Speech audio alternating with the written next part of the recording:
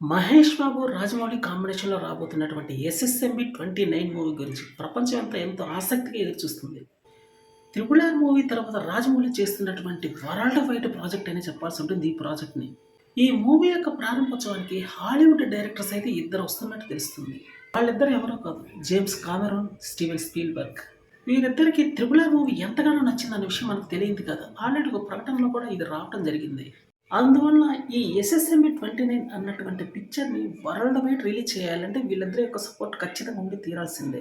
అందుకనే రాజమౌళి ఒక master plan వేసాడని చెప్పాలి. ఈ మాస్టర్ ప్లాన్‌లో భాగంగానే వీళ్ళిద్దరిని ఈ చిత్ర ప్రారంభోత్సవానికంటూ పిలిస్తే ప్రపంచవ్యాప్తంగా ఉన్నటువంటి పెద్ద పెద్ద పత్రికలన్నీ ఈ న్యూస్‌ని కవర్ చేస్తాయి కాబట్టి ఈ ప్లాన్ చేసినట్టు తెలుస్తుంది.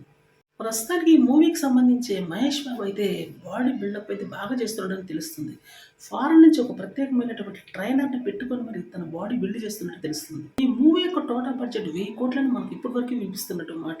అసలైనటువంటి టాక్ రావాలంటే కొంచెం టైం అయితే వెయిట్ చేయాల్సి ఉంటుంది.